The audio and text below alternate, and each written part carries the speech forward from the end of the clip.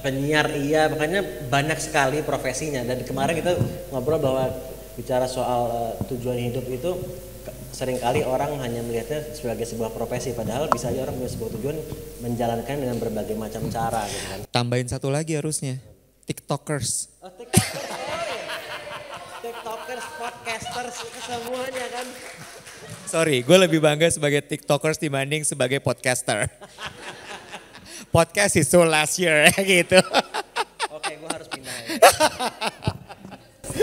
But kayaknya nggak perlu gue perkenalkan lebih jauh, ada Mas Iwet Ramadan sekali lagi. Welcome Mas Iwet. Assalamualaikum warahmatullahi wabarakatuh. Waalaikumsalam warahmatullahi wabarakatuh. Thank you sudah meluangkan waktunya di antara berbagai macam kesibukannya. Dan gue tahu kegiatannya sangat banyak dan from one meeting to the next. Ya. Dan masih meluangkan waktu ke sini naik motor tadi karena takut telat ke sini. So thank you so much for coming dan untuk berbagi ke teman-teman semua yang hadir di sini. Kita langsung aja ngobrol santai aja. Boleh, boleh. Dan gue akan nanya 1-2 pertanyaan. Siap. Habis itu ya akan gue open ke teman-teman semua untuk nanya, jadi mereka punya waktu. Wow, oke. Siap. Pertanyaannya, ini pertanyaan gue tanyakan ke Radit juga tadi malam. Oke. Ya, kayak pertanyaan template banget. Sama pertanyaannya. Ya, Sama pertanyaan awal karena Oke. ini kaitan sama yang namanya revisi hidup ini sendiri. Siap. Nah, jadi bicara soal revisi hidup, sepanjang perjalanan hidup Mas Iwet sampai dengan saat ini, ada nggak momen-momen tertentu yang mungkin very significant dan berdampak membuat Mas Iwet untuk mulai berpikir ya, kayaknya I need to change how I live or the way I live, atau anything about you yang jadi ada awareness untuk Berubah gitu ya. Dan merevisi hidup kemudian menemukan purpose gitu. Bisa kayak gitu? Oke. Gue mulai cerita dari mana ya? Mungkin ada 2 kejadian besar dalam hidup yang membuat gue kemudian banting setir kemudian merevisi hidup dan akhirnya sampai di titik dimana katanya menemukan purpose. Jadi yang pertama adalah waktu, jadi mungkin sedikit konteks dan juga background. Gue memulai karir gue sebagai penyiar radio. Jadi gue mulai waktu itu di semester 4 tahun kedua gue kuliah. Jadi gue kuliah sambil bekerja, siaran radio di Bandung. Singkat cerita pindah ke Jakarta, siaran radio lagi di Hard Rock FM. Lalu kemudian dapat acara TV, karena zaman dulu kayak gitu. Patternnya adalah habis siaran radio terus jadi presenter TV. Jadi presenter TV-nya acara gosip, Li. Acara gosip ya, mungkin kalau ada yang ingat sama kisah seputar selebriti. That was me. That was me, mungkin kalian masih bayi nemenin ibu waktu itu gitu ya. Terus dan ternyata kemunculan pertama kali di TV itu menjadi benchmark dan setting di mana gue kemudian dikenalnya sebagai presenter gosip. Setelah itu semua acara TV-nya gosip. Jadi abis dari Kiss pindah ke Trans TV, jangan ketukar sama Uli dan Indra. Makanya tadi gue nanya sama Ali gini, mereka tahu gue gak sih Li sebenarnya? Tapi memang pada saat itu kita tuh selalu ketukar-tukar, Indra, Uli, Iwet tuh selalu kayak, ini beda gak sih, sama gak sih orangnya gitu. Sampai di 2009 waktu itu ada kejadian batik diambil sama negara tetangga. Ya, itu gila banget sampai ada pemeriksaan, sweeping orang-orang dari negara tersebut. I was like, kayaknya gak segitunya deh gitu. Terus kemudian gue mulai, kebetulan gue kuliah arsitektur, sehingga gue terbiasa dengan design thinking. Jadi critical thinking itu terasa sekali gitu. Jadi gue selalu mencari penyebabnya apa, ada masalah, penyebabnya apa, gue trace back, ketemu bahwa sebenarnya orang Indonesia memang gak tahu batik. Orang Indonesia gak kenal batik. Mereka cuma bilang saya pakai batik tiap Jumat, saya pakai batik, saya cinta batik, Hari Batik Nasional 2 Oktober. But do you know what batik is? No. Lo bisa gak nyebutin motif batik? Gak bisa. Dan entah kenapa Li, waktu itu gue memutuskan gini. Gue mau ngenalin batik ini ke anak muda. Waktu itu tapi kurang riset. caranya gimana ya? Dan waktu itu masih Twitter sama Facebook gitu ya. Twitter bahkan masih baru-baru banget. Terus akhirnya gue bikin sebuah brand fashion.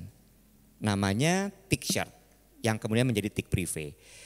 Simple sekali, gue mau mengenalkan motif batik lewat fashion karena gue pikir pada saat itu fashion adalah sesuatu yang sangat dekat sama anak muda.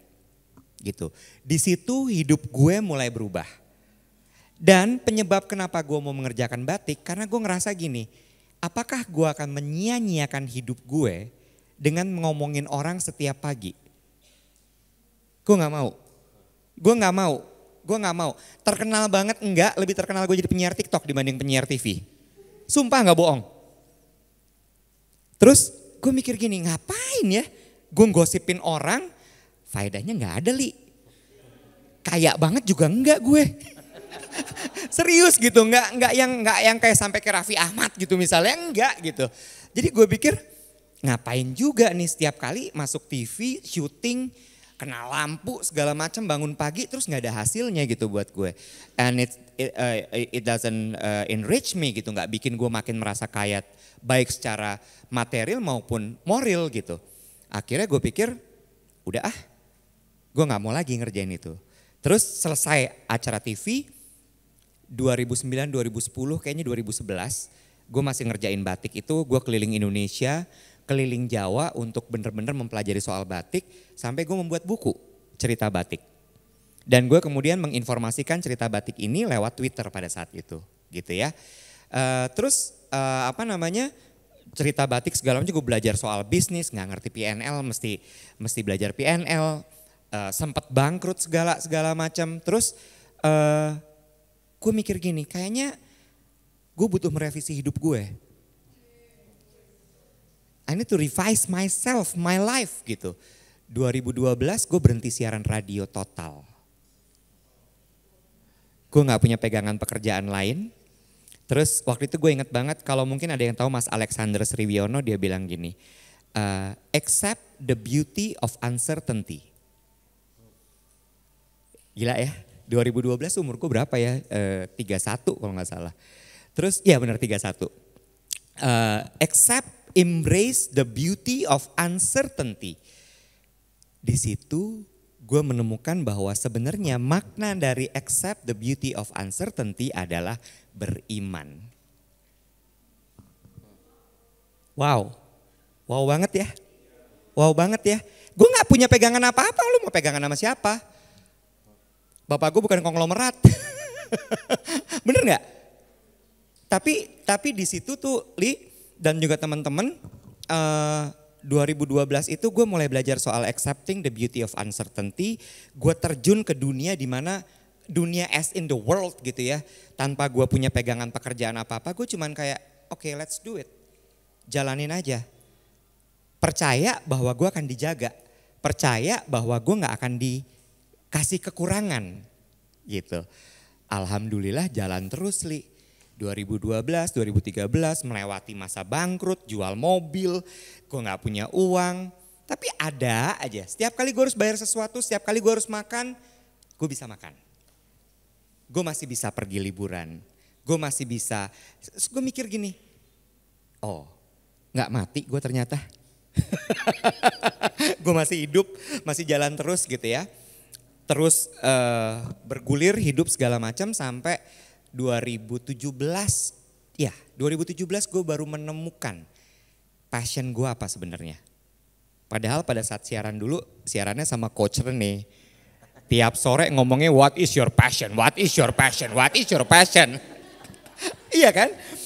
Itu gue juga setiap kali siaran sama dia tuh kayak tegang gitu sebenarnya, kayak I haven't found my passion dude. Gue gak tahu passion gue apaan gitu.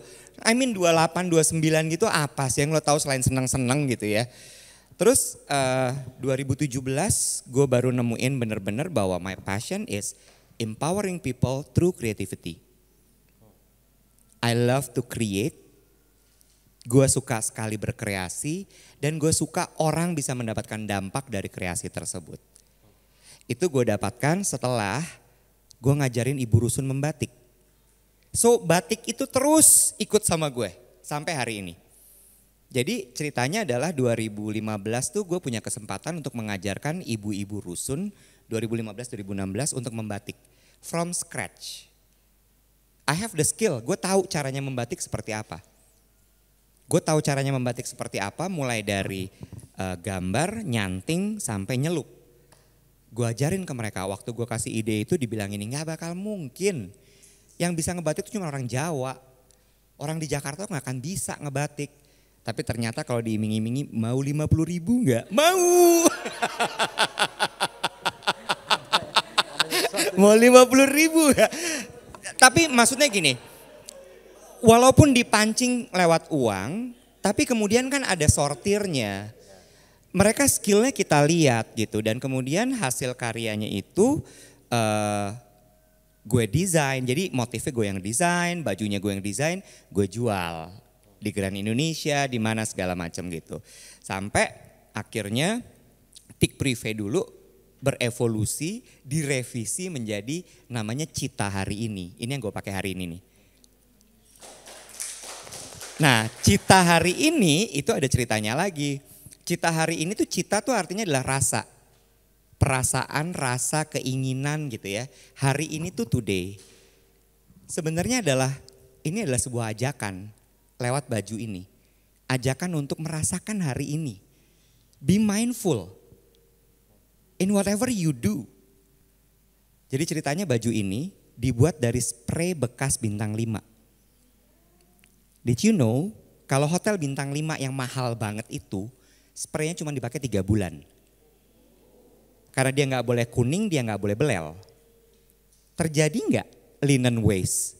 Limbah nggak? Terus mau dikemanain tuh limbah? Gua ambil. Karena masih bagus banget. Masih bagus banget, masih bagus banget. Gue ambil dan catat bahwa spray hotel bintang 5 itu threads-nya tuh rapat sekali. Bahannya adem di kulit, rasanya nyaman banget. Nah, gue ambil, gue cuci, gue bersihin, direbus, dibatik sama ibu rusun dan disulam. Jadilah baju ini. It's creativity. And empowering people. Gue belajar soal ada namanya Dharma, Li. Dharma itu ada 3 hal. Kombinasi dari passion, skill, dan purpose. Gitu ya. Passion, skill, sama satu lagi bukan. Permasalahan. Passion, skill, iya. Permasalahan. Jadi, ya purpose juga bisa lah. Jadi di situ tuh passion gue adalah creating. My skill is designing sama batik gitu ya. Terus purpose-nya apa? Purpose-nya itu adalah gue pingin bikin impact. Gue pingin menyelesaikan sebuah masalah. Masalahnya apa? Limbah tadi satu. Ibu-ibu yang tidak punya pekerjaan. Lo tau gak yang paling sedih ya dari program ini, gue membina ibu-ibu rusun itu. Mereka dapat uang tuh sebulan sekitar 3 juta sampai 4 juta. Jadi gue belikan kain yang mereka bikin. Terus 3 juta sampai 4 juta, gue tanya waktu pertama kali program ini jalan. Ibu beli apa? Dapat uang 3 juta. Terus dia bilang, 1 beli sepatu bola, yang kedua bayar listrik, baru habis itu dia beli lipstick. Perempuan Li, kalau dia punya power, ngeri banget Li. Nggak punya power aja ngeri Li. Bener gak? Ya kan? Takut Li, beneran. Mereka kalau berkumpul tuh jangan deh, jangan main-main, jangan dilawan, jangan. Tapi beneran gitu, mereka nomor 1 adalah rumah dulu. Anaknya dulu, listrik diberesin, habis itu baru dia beli lipstick. Salah kalau dibilang dia dandan dulu, enggak. Dia beresin dulu. Gitu, nah itu adalah revisi hidup pertama. Yang kedua baru terjadi 2023. Gue stroke. Kenapa gue botak adalah karena sebenarnya gue mau memberikan sebuah tanda pengingat. Ini bekas dibuka kepala gue. Gue stroke jadi ada bocor pembuluh darahnya. sehingga merendam otak sebelah kanan. Terus di situ hidup gue juga mulai gini lagi. Ini bener gak sih hidup yang gue jalanin nih? Ya udah ngebina ibu rusun lah, bikin ini, bikin itu segala macam. Tapi kok gue jepret? Kok gue stroke? Ya enggak? Apa yang salah nih? Iya kan? Ada yang harus direvisi nih. Sejujurnya Li, dari terakhir kita ngobrol di YouTube itu, gue baru ngeh bahwa stroke ini adalah titik balik lagi. Sama seperti waktu 2009 gue ngerasa bahwa ngapain sih gue syuting tiap pagi ini bawain acara gosip? Ini masih perjalanan nih Li. Jadi ada revisi. Yes, ini masih akan ada revisi. Gue belum tahu nih revisinya apa. Tapi yang jelas adalah gue merasa kalau ada yang berlebihan. Dan ini harus direvisi. Mungkin jadwal, which itu sudah gue revisi. Gue udah gak mau lagi meeting malam sekarang. Bayangin teman-teman, saya meeting itu sehari bisa 12 kali meeting. Yes. Saya bangun 4.30 ya. Terus kemudian saya sholat subuh, zikir. Saya gak berani keluar rumah kalau gak zikir, takut. Takut, beneran takut. Terus abis itu saya olahraga, itu wajib. Abis olahraga, saya sarapan segala macam. Jam 8 tuh bisa udah ada meeting satu. Baik online, offline. Gitu ya. Terus kemudian abis itu nanti jam 9 ada meeting lagi. Atau jam 9 biasanya saya siap-siap dulu.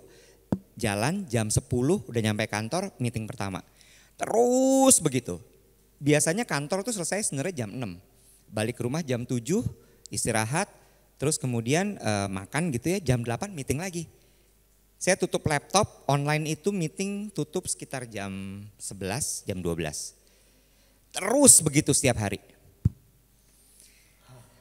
Hah banget ya. Iya, hah banget. Iya. Itu belum sama permasalahan-permasalahan yang datang dari dan lain-lain ya. Karena running a business it's not easy. Gitu. Terus jadi ya akhirnya mikir kayak ada yang harus direvisi. Apakah gue akan mengerjakan ini terus? Gitu ya. Terus apakah gue akan lanjutkan hidup seperti ini? Apakah gue mau jepret kedua kalinya? Jawabannya enggak. Tapi ini lagi direvisi, lagi di stip-stip. Iya, emang udah gak stip sekarang ya? Oh enggak ya. Santai bro. Gitu jawabannya. Emang gak tahu stip apaan? Oh dude. Iya stip tuh dihapus. Ya. Disetip. Oh no. It's happening again. So gitu ceritanya. Oke, sekali lagi thank you. Tepuk tangan lo sekali. So, perjalanannya itu ada beberapa revisi, ada beberapa momen-momen. Meskipun gue yakin juga ada momen-momen yang lebih kecil. Ya. Tapi itu momen-momen yang cukup menonjol lah dibandingkan di antara momen-momen yang lain. Itu tuh ininya icebergnya tuh. Boleh share sedikit nggak ke teman-teman yang lain terkait tadi kan Mas Iwat cerita cukup panjang terkait momen yang pertama, momen yang kedua yang gue juga tahu sebetulnya amat sangat besar, tapi kan diceritakannya hanya sekelibat gitu terkait jepret tadi itu. Gue sampai ketawa, bukan mengetawakan apa yang terjadi tapi istilahnya. Jepret. Boleh share sedikit kejadian gitu-gitunya. Oke. Kejadian ini Januari 2023. Februari 2023. 2022-nya tuh kacau banget hidup gue. Bener-bener yang kayak wah gila dan kehidupan gila ini memang sudah dari pandemi. Pandemi tuh kayaknya semua orang kayak orang gila kan ya. Semua tuh ngejar gitu. Semua berusaha untuk bertahan hidup pada saat itu. Dan gue baru sadar bahwa memang gue gak ada istirahat sama sekali. Sampai akhirnya di penghujung 2022 tuh gue memutuskan untuk gue mau cuti cuti 10 hari gitu. Momen itu sebenarnya juga jadi salah satu mulai kayak build up-nya gitu ya. Momen yang membangun untuk kayaknya yang harus revisi. Gue baca bukunya Jay Shetty namanya Think Like a Monk gitu. Terus gue banyaklah baca buku itu, tapi yang mau gue ceritakan bukan bukunya di sini. Yang mau gue ceritakan adalah momen gue liburan itu gue habiskan memang hanya dengan diri gue sendiri. Di situ gue belajar untuk benar-benar mencintai diri gue sendiri. Sampai gue menemukan, oh ini yang namanya self love. Yang gue lakukan apa sih? Oke, pernah pacaran semua? Pernah ya. Paling gak pernah suka lah sama orang ya, pacaran mungkin enggak. Suka sama orang, ketika lo suka sama orang apa yang lo lakukan?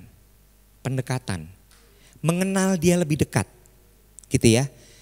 Mengenal dia lebih dekat dengan cara apa? Nanya, lo mau makan apa? Sukanya makanan apa sih? Sukanya baca apa sih? Sukanya denger lagu apa sih? Sukanya ngapain sih? Gitu kan? Pernah bayangin gak kalau itu dilakukan kepada diri sendiri? Belum pernah. Nah kan? Tenang, gue melakukan itu umur 42 tahun. Baru 42 tahun gue melakukan itu, Li. Gue sampai akhirnya gini. Waktu itu gue liburan ke Bali, liburannya ke Ubud. Gue nginep di Ubud, itu gue gak kemana-mana. Gue bawa sepeda, Li. Gue bawa sepeda, gue cuman kerjaan gue adalah bangun pagi, gue sepedahan, atau gue lari. Tapi kalau gue capek gue tidur. Jadi gue bener ngerasain tuh, badan gue lagi ngerasain apa ya. Dia lagi mau apa ya. Terus abis sepedahan, kayaknya pengen jalan-jalan deh. Terus dirasain lagi, enggak, mau tidur aja. Enggak, mau sarapan aja. Jadi selama di Ubud itu, gue gak tahu apa-apa. Gue gak explore apa-apa. Makanan gue cuma nasi sama sup ikan. Karena menurut gue makanan itu comforting banget. Terus gue tidur siang, itu adalah suatu hal yang sangat mahal sekali gak pernah gue lakukan. Lalu kemudian berenang, jemuran, habis itu gue tidur siang lagi, makan malam, tidur lagi. Sela-sela itu baca. Terus gue pindah ke Candi Dase di Karangasem, gue gak pernah suka laut, Li. Tapi ternyata pada momen itu gue ngerasa bahwa, laut menyenangkan sekali ya. Gue lihat lumba-lumba pagi, it's amazing. Gue sampai gini, kok bisa kayak gini ya? Gue gak pernah, Li. Dan kapalnya bukan kapal mahal gitu, enggak, perahu kayu, perahu motor gitu, perahu kayu. Terus gue kayak, wah gila sih. Dan sekarang tuh Karangasem, Candi Dase menjadi tempat yang selalu gue datengin. Kalau gue lagi butuh untuk relaxing. Kerjaan gue cuman itu, island hopping, mancing, Li. Mancing, kayak Pak Harto, Li. Sorry gue mau nanya deh, terkait mancing. Karena gue pernah nyoba tapi literally just one time. Gue gak bisa bilang gue tahu banyak. Tapi bener gak bahwa itu kan lu sendiri kan? Jadi di situ saat lu nunggu itu juga banyak ngobrol dengan diri sendiri. Banget. Dan itu bener-bener menurut gue ya, ternyata lu belajar soal pengendalian diri di situ. Kayak lu ngerasain gitu, mindful. Lu bener-bener ngerasain gitu, oh dimakan nih kailnya. Oh enggak nih. Lu mesti ngerasain, kalau enggak lewat semua itu. Nah terus balik ke Jakarta, wah I'm ready for 2023. Bring it on. Dikasih stroke. Abis relax, tapi gini. Gue ngerasa bahwa ternyata memang setelah gue balik ke Jakarta tuh kerjaannya dahsyat banget. Gue mesti ada dinas ke Singapura, gue mesti bolak-balik keluar kota segala macam. Gue bisa cuman landing Jakarta, ganti isi koper, gue terbang lagi. Terus begitu. Sampai pertengahan Januari itu gue ingat waktu itu lagi ada bisnis trip ke Singapura. Gue mulai sakit kepala. Waktu itu gue pikir COVID. Karena ini rasanya sakit banget, gak enak gitu. Minum obat, sakit kepala. Hilang sebentar, enggak, Panadol. Lagian juga ngapa dibahas sih? Biar apa? Gue minum cuma hilang sebentar. Terus ini gue tuh sakit tight banget gitu, kayak tension gitu, kayak ketarik semua. Terus dan itu berlangsung selama 3 minggu. Jadi selama 3 minggu itu gue konstan minum obat sakit kepala.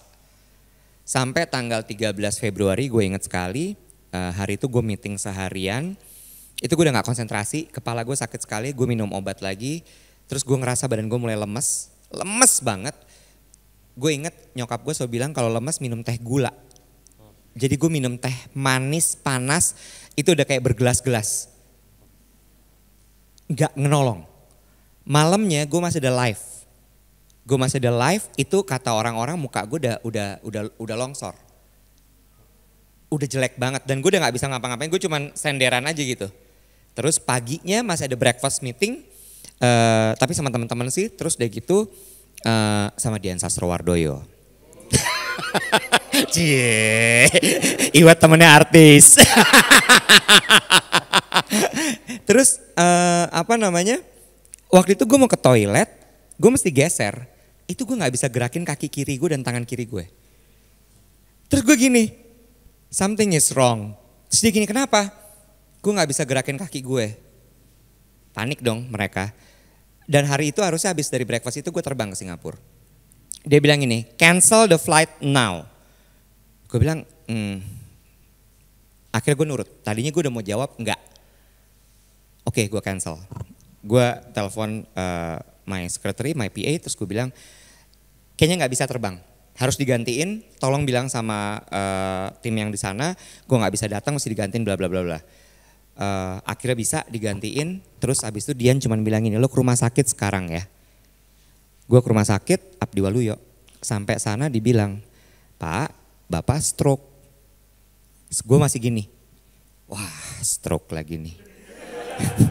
Apaan nih gitu kan ya. Terus udah gitu gue cuma mikir gini, oke, apa yang harus gue lakukan sekarang? Gue telepon kantor, gue telepon bos gue bilang gue stroke. Bos gue, hah stroke gimana maksudnya? Terus udah gitu dia langsung video call. Gue lagi di UGD, gak usah video call kali. Orang udah gue kata gue stroke. Tapi kalau misalnya bisa ngomong ya gimana, mau gimana emang kayak begini keadaannya. Terus itu udah alat rekam jantung segala macem. Gue dibilang stroke, terus gue diminta untuk opnam. Waktu itu gue masih gini, bisa pulang gak? Pak, Bapak harus diopname. Oke, saya opname. Masih keras kepala. Terus udah gitu akhirnya oke, Bapak harus ada MRI, harus ada ini segala macam ya Pak ya. Kamar lagi diurus bla bla bla bla bla bla bla bla. Akhirnya udah beres kamarnya Pak, kita udah bisa naik ke kamar. Terus udah gitu, Bapak pindah kursi roda ya. Enggak saya bisa jalan sendiri. Pak, pindah kursi roda. Thanksin. Masa lewat lobi hotel, lobi rumah sakit gue didorong gitu kan, ogah ya. Akhirnya ya udah gue nurut, udahlah gitu. Udah naik kursi roda, terus ke rumah sakit. Nah gue mulai sadar gini, harusnya jadwal MRI itu jam 2 pagi kalau gue gak salah. Tiba-tiba dimajuin semua, Li. Dimajuin semua ke jam 1 siang. Terus gue gini, something is wrong. Semua terlalu dipepet gitu, semua dipepetin. Terus dokter gue datang tuh tergopoh-gopoh kayak what happened, kenapa gitu. Terus stroke. Terus dia kayak iya saya udah tahu, cuman apa yang terjadi gitu. Udahlah akhirnya diperiksa segala macam, jam 1 itu dibacain, Dian udah datang. Belum ada keluarga gue. Terus udah gitu oke, tolong yang bukan keluarga keluar. Terus gue bilang gini, gak ada siapa-siapa lagi dok, cuman dia. Boleh nggak dia di sini aja gitu. Terus Dian juga udah mulai awkward gitu kayak, lo yakin gue di sini? Iya, udah lo ikut aja di sini. Udah akhirnya dia berdiri di situ, udah dok bacain aja gitu. Oke, saya bacain ya Pak. Jadi namanya tuh gue lupa apa, pokoknya pecahnya pembuluh darah di antara yang menghubungkan antara selaput otak sama otak lo. Jadi otak tuh dilapisi sama selaput, selaput itu gantung ke tengkorak. Nah itulah dia yang pecah. Gila ya? Serem ya? Terus gue udah cuman, untungnya gue selalu bawa tasbih. Udah, gue udah cuman pegang itu cuman begini aja. Udah, cuma dengan prinsip embracing the uncertainty itu, gue pada saat itu sangat, gue merasa bahwa waktu itu Ali nanya di YouTube-nya rasanya apa? rasanya kosong Li. Ya mau gimana, lu mau bilang apa, takut? Takut apa? Bener gak? Lu apa sih? Apa yang rasanya apa sih kalau kayak gitu dibilang lu stroke, apa? Takut? Enggak, gue gak ngerasa takut sama sekali. Gue cuman mikir gini, gue begitu dokter saya jelasin, gue nanya gini, oke, ini harus apa? Harus dioperasi Pak. Dioperasi tuh gimana dok? Dikeluarin darahnya. Oke, pertanyaan pertama, akibatnya kalau saya nggak mau operasi apa dok? Bapak meninggal. Oke, lo nggak mau dong meninggal, lo nggak mau dong meninggal nggak ngelawan Li. Maksud gue gini, ya Allah gitu, masa kayak gitu aja gitu. Enggak dong, ada perlawanan dong harus Li. Jadi akhirnya gue memutuskan oke, operasi. Terus gue nanya pertanyaan gini, saya tuh sibuk ya. Masih. Ini sembuhnya berapa lama? Gue bilang gitu. Terus dia bilang, Bapak harus tinggal di rumah sakit paling tidak 10 hari Pak. Oh gitu, oke. Enggak, gue gak nawar, tenang. Terus abis itu harus tinggal di rumah sakit 10 hari. Terus abis itu masa pemulihan, Bapak tuh akan baru bisa pulih banget 3 bulan Pak. Oh gitu. Dalam 3 bulan tuh saya gimana kondisinya? Apakah saya akan di kursi roda, saya nggak bisa jalan atau gimana? Dokter ya gila juga. Saya belum bisa jawab Pak. Karena saya belum lihat Bapak habis dioperasi kayak apa. Jadi belum tentu Li. Tergantung. Belum tentu. Jadi kalau misalnya Bapak baik-baik aja ya Bapak baik-baik aja. Kalau Bapak nggak baik-baik aja ya Bapak mungkin di kursi roda. Kan rasanya kayak gimana?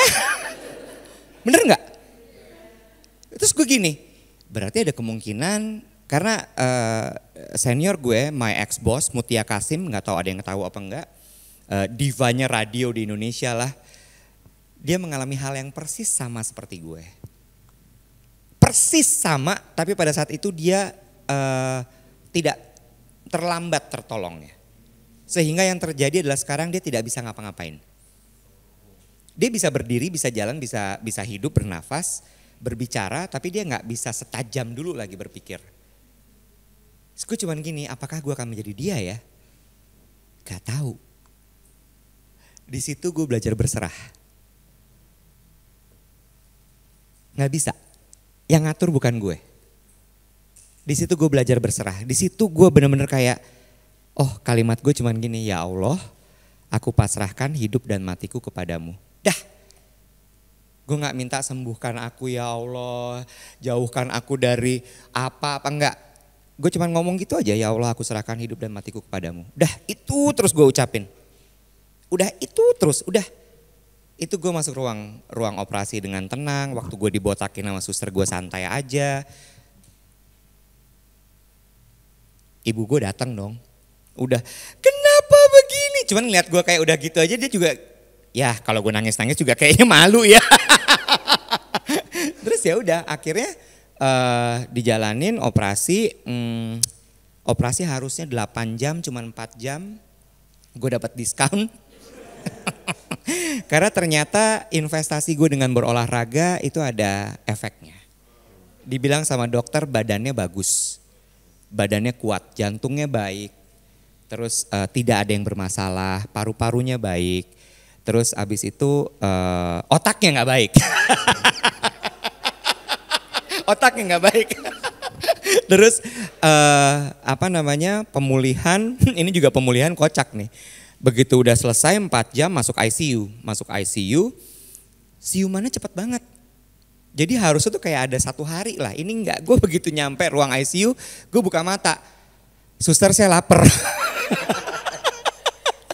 Saya lapar dan yang gue minta adalah nasi sama sup. Saya minta nasi sama sup ayam. Terus akhirnya dibawain, disuapin nasi sup ayam itu. Terus orang-orang keluarga-keluarga dekat jenguk, masuk segala macam. Terus gue cuma gini, udah Gi pada pulang gue pengen tidur gitu. Terus mereka pulang, gue tidur. Nah terjadi lagi Li, ini emang aneh gue. Gue ditaruh di ICU tuh bukan di ruangan khusus. Jadi bareng-bareng sama orang. Sebelah kanan gue udah tua sekali Li. Jadi gue dalam 5 hari gue di ICU, sehari pertama gue mengalami orang di sebelah gue sakratul maut. Itu rasanya gak enak banget. not nice. It wasn't a nice experience at all. Dengar nafas gerak-grok, ada keluarganya nangis, mesin bunyinya udah itu nggak enak banget. Gue berusaha gini, tenang, udah diterima aja, udah. Gue cuman gini, saya minta obat tidur dong gitu. Terus udah gitu, wah difoto.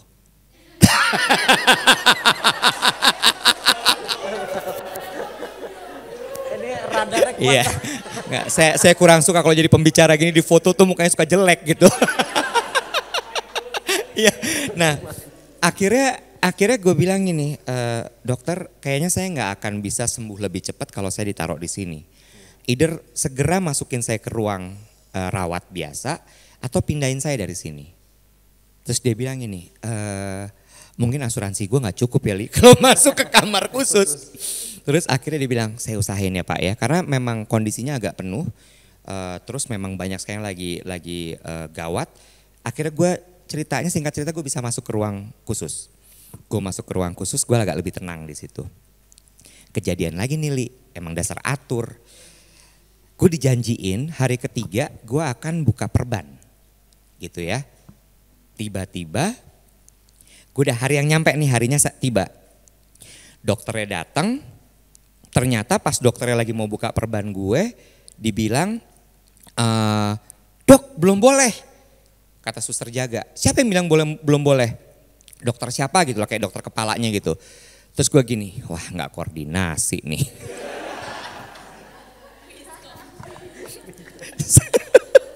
Lo tau apa yang gue lakuin Li? Gue bilang gini, panggil dokter jaga, panggil suster kepala, masuk semua ke sini. Terus gue bilang gini, kalian punya WhatsApp grup nggak? Sumpah gue suruh bikin WhatsApp grup. Saya nggak mau lagi ya, saya dikasih harapan semu kayak gini. Ini nggak enak loh rasanya kayak gini. Terus mereka gini, hah? Bikin sekarang WhatsApp grupnya sama semua dokter yang terlibat nanganin saya. Dan saya mau semua koordinasi di situ. Satu suara, nggak ada lagi kayak begini-begini. Terus, tapi alhamdulillah setelah itu Li tidak terjadi lagi miskomunikasi. Mereka, iya. Untung gak gue kasih KPI loh.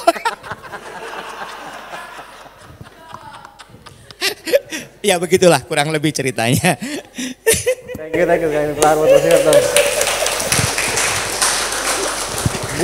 Gue meskipun udah ger ini, makanya gue kepengen gue minta lo untuk share ke yang lain juga. Ya teman-teman langsung dikasih ke floor ya. Oke, silakan. Aduh. Tangannya 1, 2, 3. Oke. Abil ya. Oke. Ya, sip. Go ahead man. Cek. Ya, udah kedengeran. Oke, thank you Bang. Sebelumnya ada 2 pertanyaan Bang. Yeah. Yang pertama, saya mungkin kalau misalnya Abang gak keberatan, saya mau minta foto mungkin. Soalnya pas ini ngasih tahu orang tua, especially nenek sama mama tuh big fan of you Bang. Serius. Makanya dia sampai bilang, kau harus minta foto sama Bang Iwan, kalau tidak saya coret kau dari kakak. Dia bilang kayak gitu. Boleh. Oke, pertanyaan yang kedua gini, kita semua mungkin, pertanyaan kedua, kita semua mungkin punya titik terberat mungkin dalam hidup kita. Dan tadi Abang udah cerita salah satu titik terberat dalam hidup Abang yang tadi Abang mengalami itu, dan itu benar-benar perasaan yang gak enak. Sama masing-masing kita punya titik terberat dengan versi sendiri gitu. Yang pertanyaan saya, dalam Abang perjalanan Abang merevisi hidup gitu, agama itu punya impact gak dalam revisi hidup Abang gitu? Kalau misalnya Abang misalnya ada nih pengaruhnya, boleh mungkin Abang sharing, soalnya saya juga lagi butuh mungkin sedikit nasihat-nasihat yang terkait dengan agama untuk merevisi hidup. Oke. Tadi namanya siapa? Abil. Oke, Abil, terima kasih banyak buat pertanyaannya. Bil, kalau dibilang bahwa stroke itu adalah titik terberat dalam hidup, jawabannya tidak, Bil.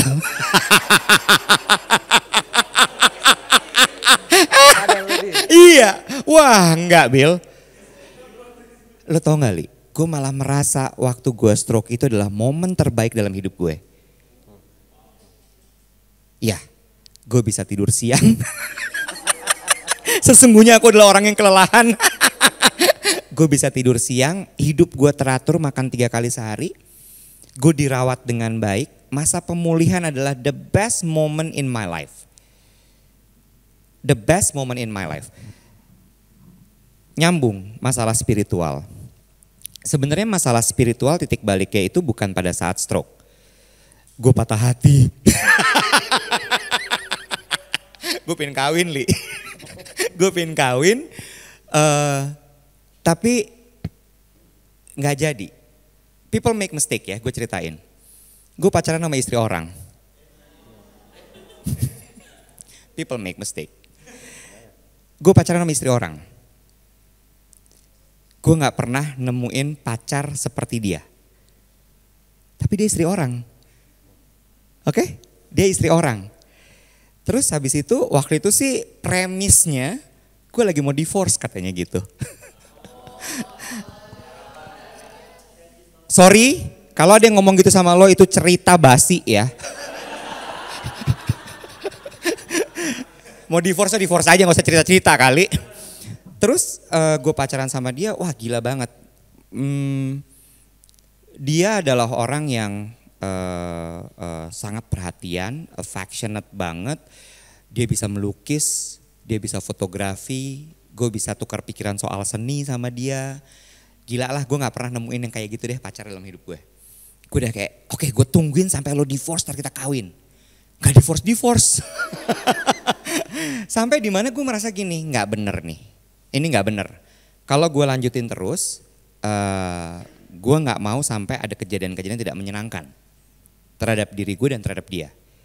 Akhirnya gue putusin. Bad breakup, wah gue galau setengah mati, itu galau yang namanya galau, gue gak pernah ngerasain kayak begitu. Untungnya adalah gue larinya ke agama. Gue ngaji, bukan baca Quran ya. Gue ngaji tuh gue ketemu sama ustadz. Di situ gue belajar soal Tuhan, gue belajar soal Allah.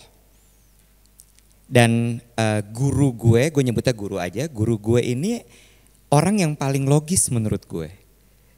Dan gue adalah orang yang sangat logika, semua gue logikain. Jadi dia tahu nih ketemu gue gini, agama tuh gak bisa dilogikain kan. Agama tuh abstrak, bener gak sih Li? Iya kan, gak bisa dilogikain, gak ada agama dilogikain tuh gak bisa. Tapi somehow guru gue ini bisa melogikakan itu. Dia ngasih logikanya gini. Kenapa sih kamu tuh harus mendekat sama Tuhan, sama Allah, dia bilang gitu. Gak tahu. Terus dia bilang gini, oke, kalau kamu di kantor, kamu mau naik jabatan, mintanya sama siapa? Sama bos, bener? Mau naik gaji mintanya sama siapa? Sama bos. Caranya gimana kalau mau minta sama bos? Ya gimana? Deketin. Lakuin semua yang dia suruh. Kerjakan dengan baik. Bener gak? KPI tercapai. Bener? Iya dong. KPI lo tercapai, lo tertib, lo kerjain semua yang dia suruh, lo deket sama dia, dia percaya sama lo, dikasih gak naik gaji? Logis gak? Gue cuman gini. Damn man, bener lagi. Iya kan? Terus gitu, jadi gimana? Oh iya, oke, paham. Terus gue bingung dong, gimana cara ngedeketnya? Iya dong, bener gak? Sholat 5 waktu gak cukup ternyata. Gak cukup, harus lebih dekat daripada itu. Zikir. Zikir itu adalah cara paling cepat untuk mendekatkan diri sama Allah. Lu gak nyangka kan gue bisa ngomong kayak gini. Iya, jadi that's how gitu. Terus jadi itu yang diminta. Terus waktu itu gue pernah ikut kajian sama Rene juga, gue lupa lagi ustadznya siapa. Ustadznya bilang gini, kalau lagi ngerasa berat ya coba dicek deh, jangan-jangan pelumas hidup lo lagi kurang. Dan pelumas hidup itu adalah zikir lagi. Dan itu kalau di gue bener. Begitu gue kurang zikir tuh gue pasti ribet, berat banget hidup gue.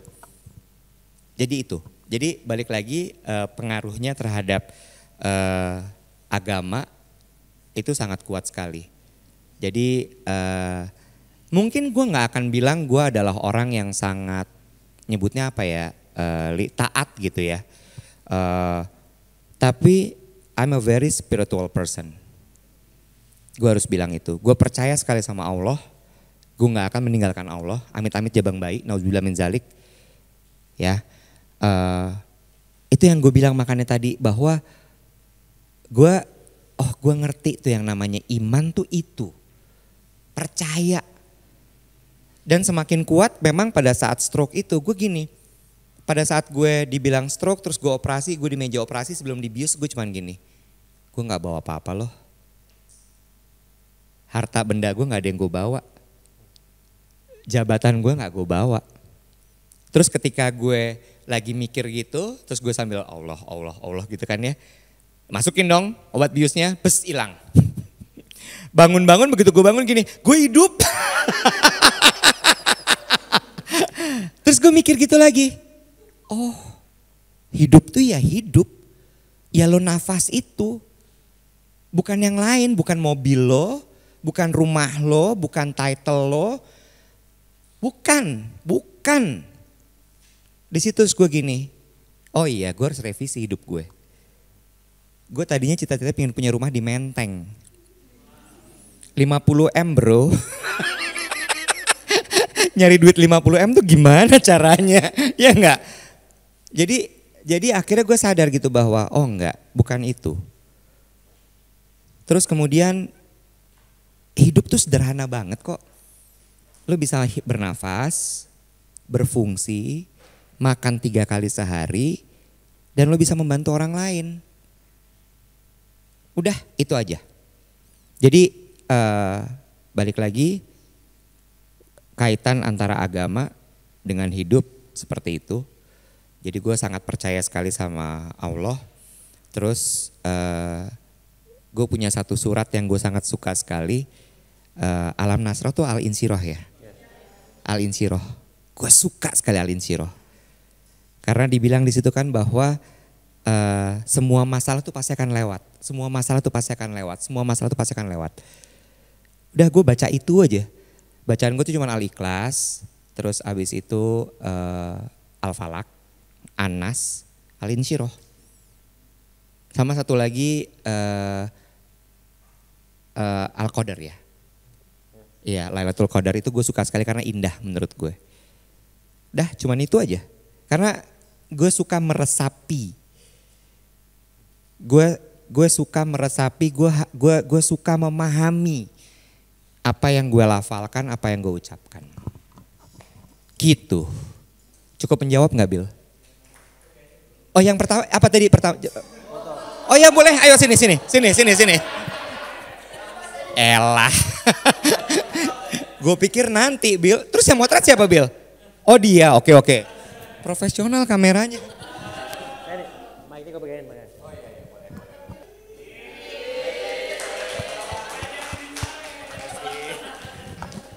Gue pikir nanti, sekarang. Oke deh. Siap. Oke, next question siapa? Ya, Rahma. Ya. Assalamualaikum Kak Iwet. Waalaikumsalam warahmatullahi wabarakatuh. Aku ada 2 Ya. pertanyaan. Tadi Kak, kalau Kak Iwet bilang itu adalah the best momennya Kak Iwet, aku mau coba turns to the worst momennya Kak Iwet, gimana caranya dealing with the bad moment, terus cara pulihnya gimana. Dan yang kedua, dari tadi Kak Iwet bicara, itu aku notice something kalau Kak Iwet tuh haus belajar, suka banget belajar.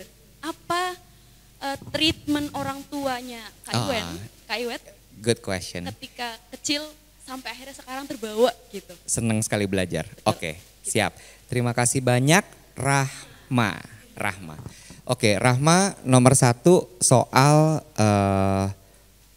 worst moment. Gimana cara menghadapinya? Jawabannya adalah dinafasin aja. nggak ada yang lain, nggak ada yang lain. Karena memang satu-satunya jalan adalah nomor satu tuh selalu ketika ada masalah datang, nomor satu diterima dulu, jangan ditolak.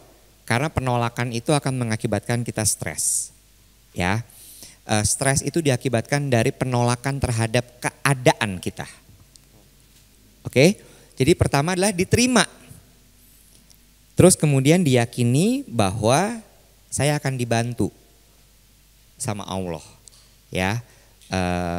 Gue selalu doa gue tuh kalau pagi gue bilang gini, Allah Tuhan yang memegang rahasia alam semesta, bukakanlah jalan keluar untuk masalahku ini, gitu ya. Terus kemudian bimbinglah aku, tunjukkan aku jalan keluarnya, bantu aku menyelesaikan masalah ini. Gitu, doa ya. Terus zikir udah pasti. Sama satu lagi adalah sebenarnya gue nggak suka nyatet di handphone. Gue punya buku. Jadi setiap kali ada masalah itu gue tulis. Bener-bener didetailin gitu. Oke, permasalahannya apa, bahkan tulisannya tuh bisa kalau misalnya kacau banget gue bener-bener nulis yang wah gitu. Sampai keluar semua masalahnya, udah keluar unek-uneknya. Gue gak suka curhat satu lagi. I don't do curhat. Gue gak pernah curhat, Li. Dengan alasan? Dengan alasan satu, gue punya trust issue gak, Ding? Karena curhat itu gak menyelesaikan masalah, Li. Bahkan akan menambah masalah ke lo. Jadi gue memutuskan untuk satu, gue tumpahin ke jurnal. Gue tumpahin ke jurnal, gue tulis semuanya, sama gue cuma cerita sama Allah. Ini berat banget, aku gak ngerti ini mesti gimana. Ini mesti apa gitu. Sama begitu misalnya udah agak clear tuh dengan journaling itu, gue bikin mind mapping biasanya. Tahu mind mapping? Menurut gue itu skill yang penting untuk dimilikin. Tulis masalahnya apa, cabangnya kemana, apa segala macam sampai aku terlalu rame gitu ya. Baru akan lihat point of view dari atas, helikopter point of view. Oh kayak gini masalahnya. Lo akan jadi lebih clear. Oh yang ini harus diberesin, yang ini diberesin. Oh yang ini begini, ini begini, ini begini. Dan you know what to do. Oke kita beresin satu-satu. Yang ini dulu. Oh habis itu nyambung ke sini. Oh tiba-tiba beres semua. Mind mapping is important. Gue belum cerita tadi waktu masa pemulihan. Kenapa journaling makin sering gue lakukan. Jadi ternyata ya pada saat kepala lo dibuka, lo melakukan sesuatu terhadap otak lo, itu semua subconscious lo keluar dalam mimpi. Aneh banget. Jadi gue tiap malam mimpi semua trauma-trauma gue. Keluar semua. Semua bener-bener yang kayak semua yang gue pendem, yang gue gak suka itu keluar semua. Gue sampai gini, kenapa begini ya? Awal gue takut gitu, ini kenapa begini gitu. Terus gue tanya sama dokternya, dok ini gak enak banget, kok dia begini. Terus dia cuman gini, Pak itu memang terjadi pada saat kepala Bapak dibuka. Saya cuman bisa kasih obat tidur Pak, tapi itu gak menyelesaikan. Kalau Bapak mau, Bapak journaling aja, ditulis Pak. Jadi setiap pagi begitu gue bangun, setelah gue zikir itu gue tulis. Gue tadi malam mimpi apa, terus gue tulis gitu. Dan ternyata heal. Traumanya selesai. Dan ternyata tau gak nyelesain trauma itu gimana? Diterima, Li. Diterima itu dengan lo tulis, begitu lo tulis lo baca ulang gitu. Oh masalahnya ini. Terus orangnya lo temuin, lo oke. Selesai. Gitu. Itu terjawab mudah-mudahan ya. Lalu kemudian yang kedua, iya kamu notice bener banget, aku memang sangat suka sekali belajar. Gimana dulu orang tua ngajarin aku, papaku tuh tentara, angkatan udara. Jadi kami bukan keluarga yang berkecukupan, berkelimpahan lah, enggak gitu. Cukup tapi tidak berkelimpahan. Kakak gue itu 2, lebih tua 6 tahun dan 7 tahun, jauh bedanya. Jadi mainan gue mainan lungsuran semuanya. Gue gak pernah punya mainan baru. Lalu kemudian di zaman itu Nintendo baru keluar, gue gak dibeliin. PS gue nggak dibeliin. Jadi gue kalau main kayak gitu di rumah sepupu. Dan itu hanya pada saat liburan sekolah gitu ya. Mainnya cuman Mario Bros. Tapi untungnya gue gak suka. Mainan gue Lego. Yes, gue dikasih Lego. Walaupun Legonya bekas kakak gue ya Li. Jadi Lego itu bener-bener gue di situ tuh kayak dunia gue. Oh gue mau bikin pesawat. Oh gue mau bikin mobil. Oh gue mau bikin rumah. Oh gue mau bikin ini, gue mau bikin itu. Itu semua pakai Lego. Dan kayaknya design thinking gue mulainya dari situ. Karena gue main Lego tuh dari umur 3 tahun. Yes, 3 tahun. Karena kakak gue main Lego banget. Jadi kita tuh bikin pesawat berdua gitu. Gue kayak wah gitu. Dan dari kecil itu, get this, I think I am freak. Dari kecil itu udah warnanya seragam. Nggak acak kadut, enggak. Jadi kalau badannya putih, putih semua itu. Sampai ke ekor. Jadi memang benar-benar gue bikin base-nya merah, badannya putih, sayapnya merah. Itu gue udah gue rapi semua gitu. Dan tadi kita main pesawat-pesawatan. Main pesawat-pesawatan benar kayak airport segala macam gitu. Lego, terus begitu gue udah agak gedean adalah bokap sama nyokap sangat senang sekali baca. Percaya atau enggak, buku pertama yang gue baca adalah Anak Tani atau Anak Desa kalau nggak salah, biografinya Pak Harto. Yes, aneh ya, aneh banget. Itu gue bisa baca, gue ingat kok gue nggak baca komik. Karena buku yang gue baca buku tebel itu. Abis itu Bung Karno, karyanya Cindy Adams. Di situ gue tahu bahwa presiden pertama gue itu mainnya sama selebriti Hollywood. Karena di buku itu ada fotonya dia sama Marilyn Monroe. Terus gue gini, wow, he's a superstar gitu. Sementara yang satu lagi anak tani gitu kan. Terus apalagi yang gue baca? Oh gue baca buku Laura Ingalls Wilder. Little House on the Prairie, itu ada satu series gitu. Itu bener-bener imajinasi gue main di situ. Kenapa? Karena Laura Ingalls Wilder itu adalah keluarga pionir. Jadi mereka membuka hutan, rumahnya dibangun dari balok kayu. Itu gue bener kayak wah gila banget nih ada orang kayak gini hidupnya. Mereka semua mereka bikin. Terus abis itu gue baca lagi adalah Lima Sekawan. Lima Sekawan itu yang mengajarkan gue jiwa eksplorasi. Karena kan di Inggris mereka naik sepeda, gue juga naik sepeda. Gue tinggal di Halim dulu, gue keliling Halim. Gue nganggap kalau gue adalah si Lima Sekawan itu. Terus gue baca Pasukan Mau Tahu. Lalu kemudian gue critical thinking tuh belajar dari Hercule Poirot. Hercules Poirot, tulisannya Poirot. Itu gue belajar tuh kayak oke, ini ada permasalahan. Gue bacain satu-satu gitu, gue coba gini. Ini bukannya jawabannya. Kadang-kadang sampai gue catetin gitu, nih kayaknya ini nih, faktanya begini. Dia pasti begini, oh bener itu jawabannya Li. Gue tuh suka ngeliat kasus di kantor, gue suka gini, sebentar, ini begini, ini pasti gini nih. Critical thinking. Terus abis itu apa lagi ya, gue baca Bobo juga kok. Tapi Bobonya Bobo tahun 76. Bobonya kakak gue Li. Iya turunan, gue begini, buset gak boleh banget gue beli bobo yang baru bro. Terus, gue tapi boleh langganan Donald Bebek karena kakak-kakak gue juga suka.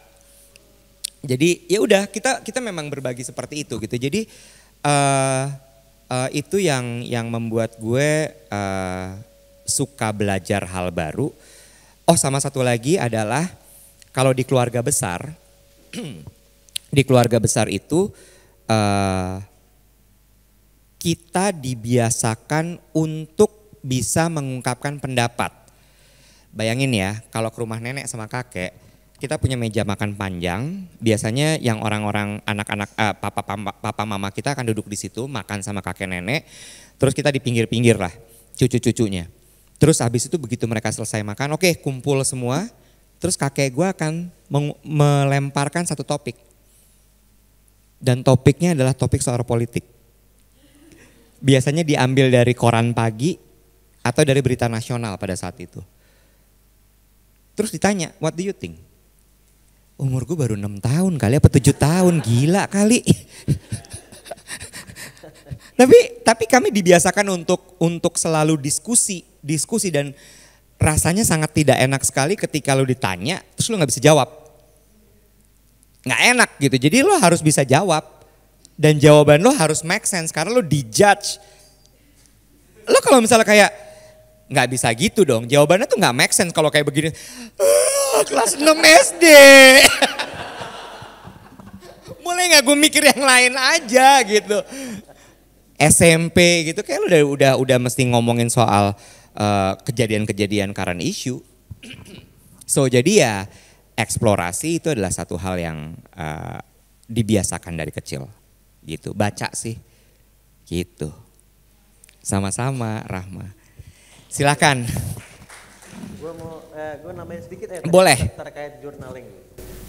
Dari pengalaman gue dan dari apa yang gue pelajari juga tentang journaling, salah satu hal yang kenapa itu juga sangat membantu. Biasanya ketika itu hanya kita uprak-uprak dalam kepala sendiri, itu sangat biasanya cenderung kemungkinan untuk kita sangat subjektif kan sangat besar. Nah, ketika kita tuangkan dalam tulisan, kita jadi ada jarak. Jadi ada jarak. Oh ini ya. Jadi kita seperti orang yang melihat dari jauh. Ya. Jadi itu membantu kita untuk menurunkan subjektivitas. Ya. Jadi seperti kita orang lain, oh ini pikirannya kayak gini ya. Itu kita jadi lebih membantu kita untuk bisa lebih objektif dalam melihat apa yang sebetulnya ada di sini. Jadi itu juga membantu juga di antara semua tadi yang juga disampaikan sama Mas Iqbal juga, itu membantu kita untuk jadi lebih tidak terlalu kebawa emosi, tapi juga agak mulai lebih rasional dalam melihat situasi tersebut karena udah ada jaraknya. Udah nambahin sedikit ya. Oh, nambahin sedikit boleh nggak sebelum ada pertanyaan, bahas pertanyaan lagi ya? Karena gue merasa beruntung bahwa gue jaraknya nggak dekat sama kakak gue, sehingga gue jadi mainnya sendirian. Ketika gue bermain sendirian, gue mengeksplor diri gue lebih gila dibandingkan kakak-kakak gue, karena nggak ada yang mempengaruhi gue. Gue explore benar-benar dari apa yang gue baca, apa yang gue lihat, terus gue pingin sampai kakak gue inget banget kakak gue ngomong gini, lo tuh mau jadi apa sih? Lo main piano 2 bulan selesai, lo suling dulu, pianika, abis itu lo minta beliin keyboard, abis itu lo ngelukis, abis itu lo nulis, katanya mau jadi penulis, abis itu lo ini, lo itu, lo mau jadi apa? Nggak ada satupun yang lo ahli. But you know what? Di posisi gue sekarang, I have to be a generalist, not a specialist. When you're running a company, you cannot be a specialist. You have to be a generalist. Lo harus tahu semua hal. You need to know everything, A to Z.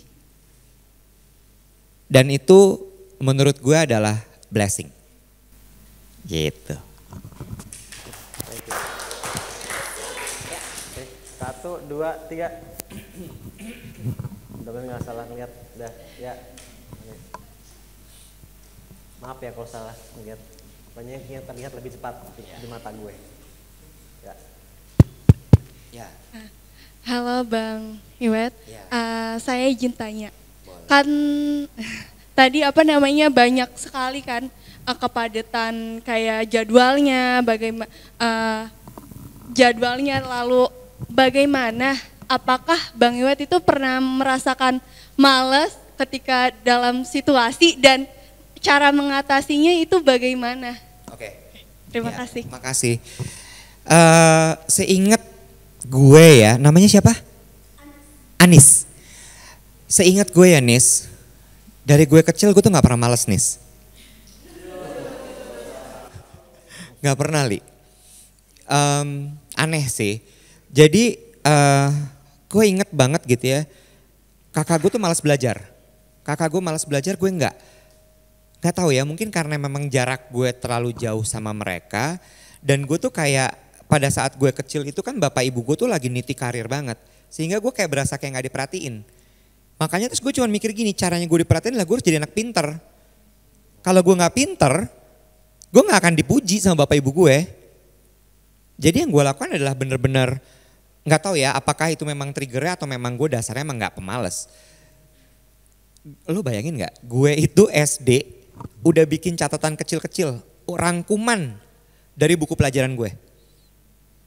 Bukan buat nyontek, memang untuk gue bawa kemana-mana. Jadi kalau gue kebawa kemana-mana tuh gue kantongin, terus gue buka lagi, oh ini tuh ini segala macam. Tulisan gue bagus banget. Beneran. Beneran, karena gue arsitek juga, jadi emang tulisan gue harus bagus. Terus kemudian yang berikutnya adalah gue gak pernah males sih, tapi capek iya. Capek iya, jadi kalau misalnya memang gue lagi padat banget gitu ya, gue tahu nih, oh gue mesti istirahat. Jadi gue gak pernah berhenti dan gue sangat mendewakan istirahat. Gue kalau Sabtu Minggu, gue gak pernah pergi. Kecuali memang ada jadwal, ada acara gitu ya. Kalau enggak gue akan di rumah aja. Karena gue tahu I need to restore my energy. Oke. Terus kalau ditanya, aduh bagaimana cara memotivasi diri mungkin ya. Terutama ketika lo harus bangkit dari sesuatu yang tidak enak mungkin. Atau sesuatu yang lo gak suka keadaannya tapi harus tetap jalanin gitu. Nomor satu lah memang gue mencari hal-hal yang membuat gue senang. Oke, hal-hal yang membuat gue senang tuh apa saja? Nomor satu itu adalah tidur. Sesungguhnya saya hanya orang kelelahan. Tidur, lalu kemudian yang berikutnya adalah gue suka makan enak. Tapi makan enak tuh bukan sesuatu yang kayak mewah-mewah gitu ya, enggak. Gue berkali-kali ya sampai asisten gue, driver gue tuh suka bingung gitu. Abis dinner meeting Lili, dinner meeting restoran apalah nggak ngerti, makan steak ini itu segala macam bla bla bla bla. Turun keluar dari restoran, masuk mobil, jalan segini, gue lapar nih. Mas bukannya tadi habis makan? Ya siapa yang bisa nikmatin daging seenak itu kalau lo sambil mikir.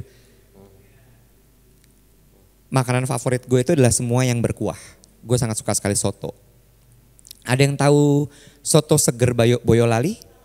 Oh I love it. Sup ayam itu gue suka banget. Bakso. Terus abis itu gue lebih suka Indomie rebus dibanding Indomie Indomie goreng. Terus abis itu gue suka yang kuah-kuah. Jadi gue selalu nyari makanan gitu. Sama ada satu lagi, kalau gue udah stres banget, itu orang-orang tahu tuh. Either gue makan Yupi, ya, gummy bear. Karena menurut gue, nih permen ngelawan nih. Ini gue mesti taklukin nih permen nih, ngelawan banget dia, nggak bisa banget lo digigit nyet. Ya, terus abis itu satu lagi lah roti coklat. Roti coklat tuh gue comfort food. Kalau enggak paling enggak roti tawar pakai meses. Nah hal-hal itu yang kemudian gue lakukan untuk bisa membuat gue lebih semangat. Gitu ya. Terus abis itu sama olahraga satu lagi. Ada satu kebiasaan unik kalau gue lagi udah suntuk banget ya. Tuh driver gue udah tahu banget nih.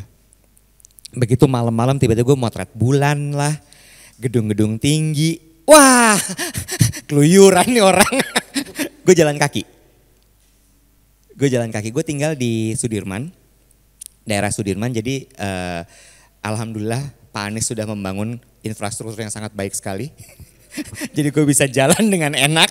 Itu yang sangat gue syukuri sekali waktu dia jadi gubernur. Terus gue benar-benar menikmati trotoar itu. Gue jalan keliling dari apartemen gue Sudirman Park. Gue jalan ke Sudirman. Gue puterin Bundaran HI sampai Semanggi, gue balik lagi. Tidurnya nyenyak banget habis itu. Kosong tuh pikiran gue langsung, udah tense-nya hilang semua gitu. Atau gue berenang. Dulu gue lari. Tapi sekarang karena stroke gue belum berani lari jauh lagi. Jadi ya gue pilih jalan kaki sama berenang. Gitu.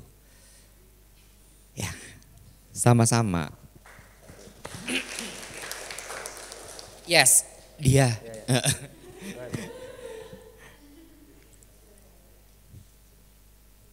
Udah nyala.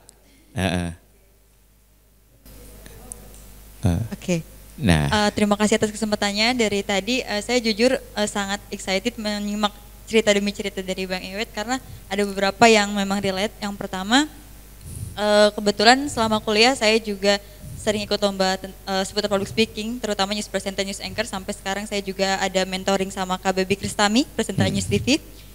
Dan mungkin karena apa ya? Karena saya latar belakang keluarga saya, orang tua saya hanya SD, jadi mungkin mereka mengira ketika saya waktu itu sering misal saya laporan, Pak juara ini gitu, juara lomba news presenter. Oh, berarti nanti kerjanya mau jadi itu ya kayak gitu.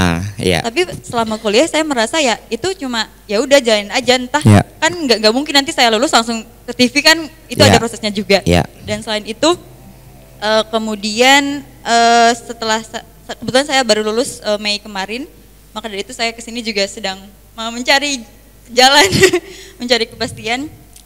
Di mana saya juga ada ketertarikan di dunia bisnis.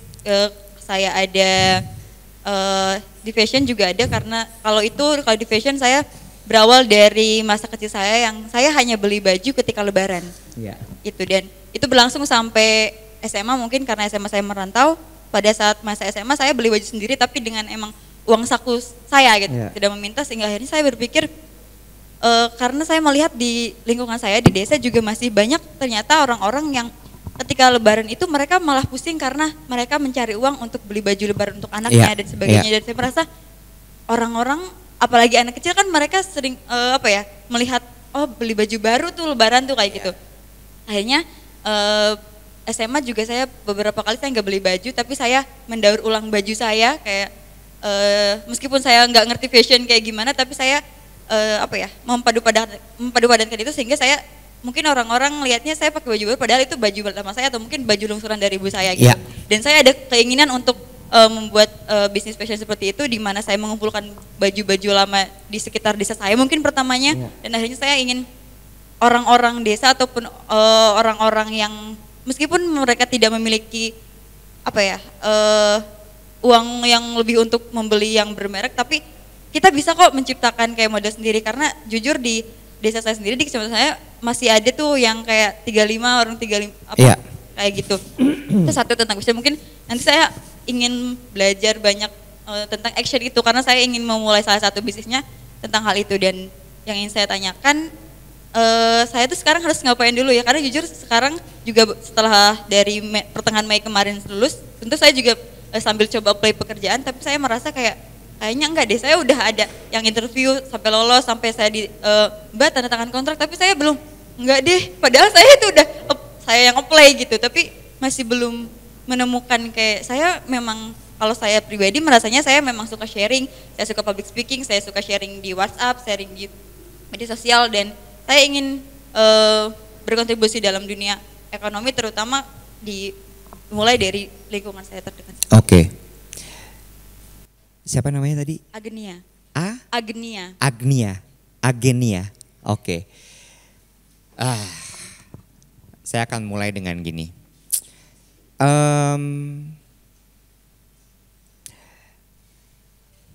Mulai dengan reality check dulu. Oke? Reality check itu apa? Reality check itu adalah, do you have enough saving? Kamu punya cukup tabungan enggak untuk membuat kamu hidup, makan 3 kali sehari? Menghidupi kamu dan kemudian membuat hidup kamu tetap berjalan. Itu dulu. Kalau ada, berapa lama cukupnya? Ya, dari situ harusnya akan ketahuan kamu mesti ngapain. Karena pada akhirnya semua harus dikembalikan ke situ. Kenyataannya apa? Boleh kamu punya mimpi, enggak, gue maunya gini, gue maunya gitu, gue maunya ini, gue maunya itu. Good. It's good to have a dream. It's really good to have a passion. It's really good to mengejar apa yang kau mau dalam hidup ini. Tapi kenyataannya sama enggak sama mimpinya? Kalau enggak, berarti harus kerja dulu. gitu ya. Satu. Seperti yang aku ceritain tadi, aku menemukan passion aku tuh baru umur 41, 42, 41. Kok 41 enggak, 38 ya tadi kalau nggak salah, 37, 38 gitu. Tahun 2017, 36. Terus selama itu aku ngapain gitu ya. Aku harus consider myself as a lucky person. Karena dari kuliah aku langsung bekerja. Jadi penyiar radio. Pekerjaan yang aku sangka aku inginkan. Memang ternyata seneng, siaran radio itu seneng banget. Dapat uang, terus kemudian uangnya cepat lagi. Habis itu bisa dapat side jobnya nge-MC. Nge-MC kan fast money banget. I got the fame, terus kemudian aku jadi presenter TV, honor MC makin naik. Ya kan? Terus abis itu kesempatan terbuka lebar. Terus kemudian ketika aku memutuskan untuk berhenti, yang aku cek itu dulu. Saldo tabungan, ada gak uangnya? Kalau gue gak punya uang, nanti gue bisa hidup apa enggak? Itu dulu, cek ke situ dulu. Dan percaya deh Agnia, apa yang aku lakukan selama ini, apa yang aku explore selama ini, waktu aku jalanin aku pikir gak penting. Tapi ternyata enggak. Yang aku jalanin itu yang kemudian menjadikan aku seperti sekarang ini. Jadi kalau kamu gak mulai untuk menjalankan apapun itu, kamu gak akan nyampe kemana-mana. Dengan ikutan ini, revisi hidup menurut aku udah bagus. Satu, kamu ngalamin sesuatu yang baru lagi. Tapi ketika nanti kamu masuk ke dunia kerja, bisa jadi kamu akan menemukan lagi hal baru. Dan bisa jadi ketika kamu masuk ke dunia kerja itu, kamu akan jadi satu titik lagi untuk kamu menuju ke titik berikutnya sampai akhirnya kamu sampai di titik di mana gini, kesampean loh mimpi gue. Tapi kalau nggak kamu jalanin, nggak bisa. Dan realitanya itu harus dicek terus, ada nggak uangnya, gitu, ya.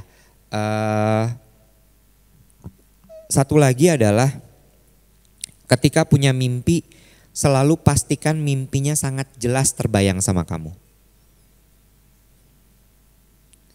Gue tuh mimpi waktu gue SD, SMP kalau gak salah, gue nonton Kiss.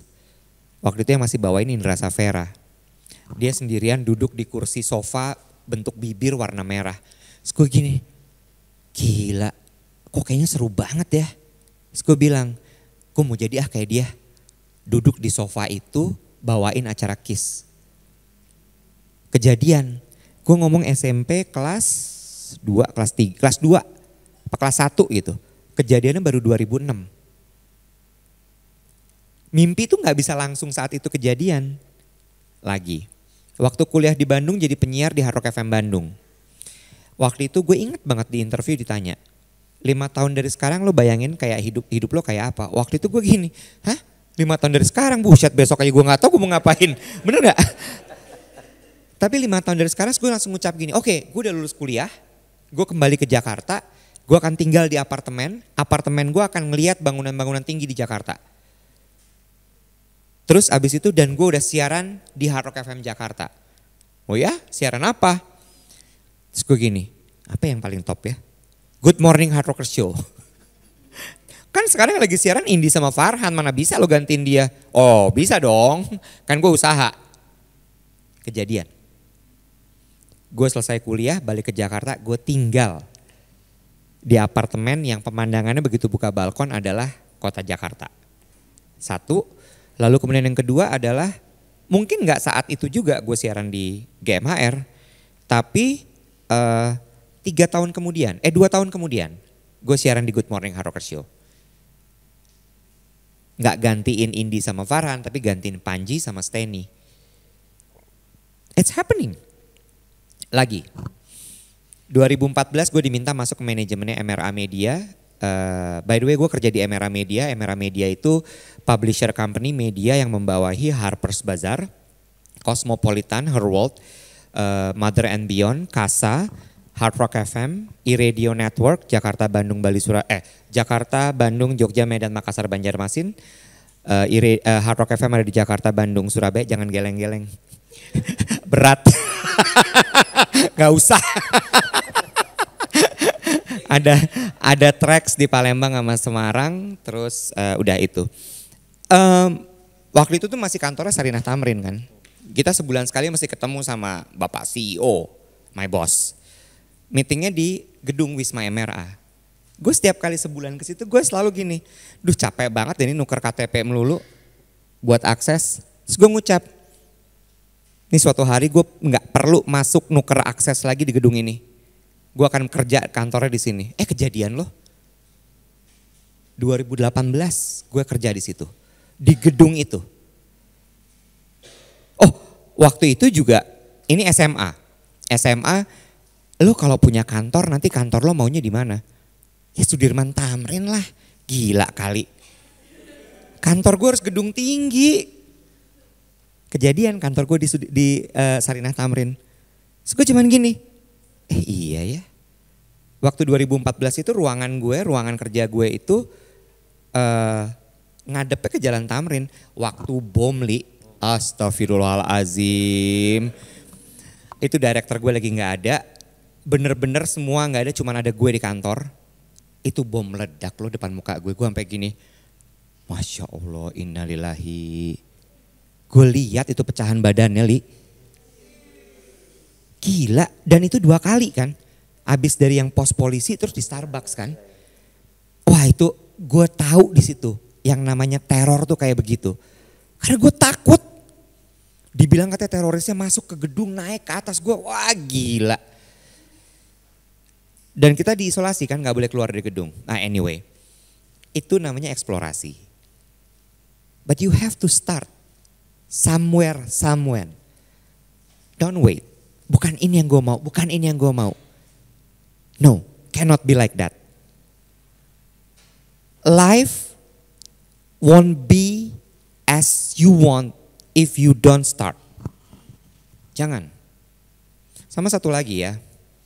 Ini bedanya generasi gue sama generasinya kalian mungkin.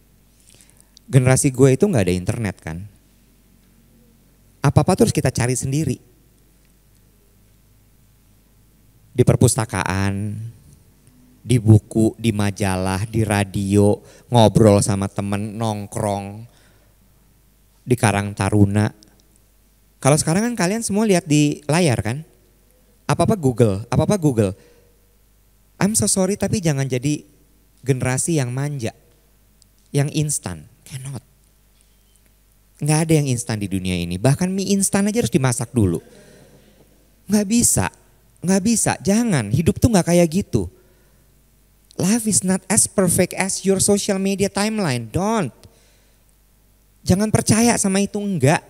Kemarin gue habis bikin satu quote, belum gue post sampai sekarang. Gue masih ragu-ragu icuk. Nggak ada yang tahu masih ragu-ragu icuk.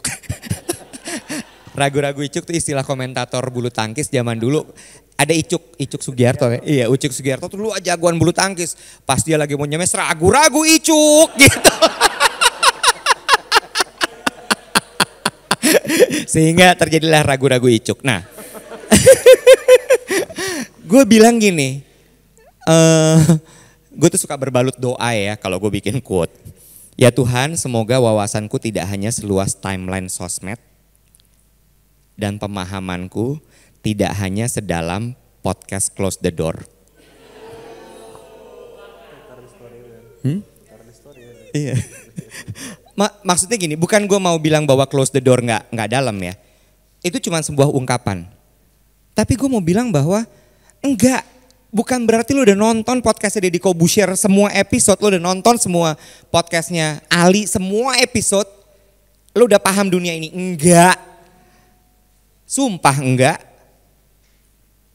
Lu udah bilang bahwa gue tuh setiap hari ngeliatin sosmed, gue tuh pindah dari X, pindah ke TikTok.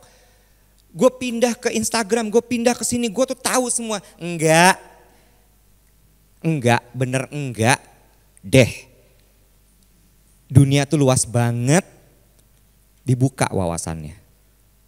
Dicari, ngobrol sama orang. Ya. Sama gue tuh suka sedih sekarang lihat media itu kan semua cuman bentuknya headline ya. Bener nggak? Semua media bentuknya headline. Terus kalian udah merasa bahwa kalian tahu bahwa oh ada berita ini. No. Lu nggak tahu konteksnya apa. Dan gak ada satupun yang berusaha untuk mencari tahu di balik headline itu isinya apa. Enggak. Terus habis itu lo percaya.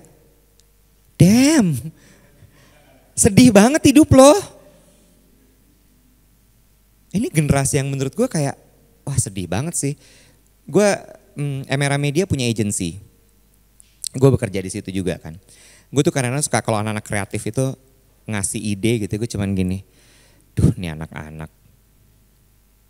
Referensinya TikTok. Maksud gue gini, iya betul bahwa brand kita ini yang lagi kita pegang memang menyasar segmen mass market ya, yang memang kebanyakan adanya di TikTok. Tapi mbok ya coba bawa sesuatu yang baru. Jangan cuman apa yang di FYP lo aja. Bahkan FYP-nya kita aja bisa beda kali. Itu aja udah menunjukkan bahwa ini sangat luas sekali dunia. So you better start. Don't wait. Boleh izin sedikit mendengkapi? Boleh, silakan. Dari tadi yang reality check kan kalau Bang Ewet tadi kan startnya pas udah kerja terus kayak move revisi gitu kan. Kan kalau saya baru lulus gitu kan. Kalau dari segi model kayak gitu mungkin kalau dari beberapa waktu saat karena saya juga freelancer MC dan sebagainya ada gitu bahkan tapi ketika saya nantinya misal udah kerja dulu misal terus nanti mau memulai sesuatu entah itu bisnisnya di fashion dan sebagainya saya sudah yakin sih kayak bisa kok apapun itu pasti Tuhan akan kasih jalan tapi bagaimana ketika misal orang terdekat yang kayak meragukan kayak mulai dari mana ngapain gitu kayak membangkitkan itu kembali untuk bisa kok ayo maju gitu. Oke. Nomor satu gini. Oke, ini again ya. Karena gue mungkin terlalu nggak tahu ya, mungkin ini beda tipis antara narsis juga kali ya. Sama gue terlalu tahu diri gue gitu. Karena ya itu tadi dari kecil kan memang explore terus kan. Jadi gue tahu persis apa yang gue mau. Tahu persis banget apa yang gue mau. Sehingga gue jatuhnya jadi kayak orang dablek. Dibilangin gak bisa Li. Lo harus tahu bapak gue ngomong gini, gue kuliah arsitektur. SMA 8, SMA Negeri 8 Jakarta. Tadinya gue masuk desain grafis. Bapak gue bilang gini, itu sih bukan kuliah, itu les. Ya orang tua ya Li. Zaman dulu gitu. Itu les, itu bukan kuliah. Oh oke. Wah itu berantem gue sama bapak gue. Gak bisa, kamu gak boleh. Padahal gue masuk ITB loh, gak boleh, gak bisa pokoknya. Ya udah gue berdamai. Gue masuk arsitek Unpar tapi ya, gue gak mau ITB, gue gak mau UI. Karena Unpar itu memang skill gambar yang diutamakan. Terus, oke, gue masuk Unpar. Gue masuk Unpar, itu kemauan gue. Bukan kemauan dia, tapi gue berdamai sama dia. Masuk Unpar, gue jadi penyiar radio. Terus dia mulai khawatir nih, gak selesai nih anak kuliahnya. Tiap malam diteleponin sama dia, wah kamu belajar, kamu harus lulus gini gitu segala macam. Bapak gue tentara kan, jadi trainingnya, teknisnya brainwash, ya, brainwash. Terus akhirnya lulus, kamu harus balik ke Jakarta, nggak bisa kamu di Bandung terus, gitu.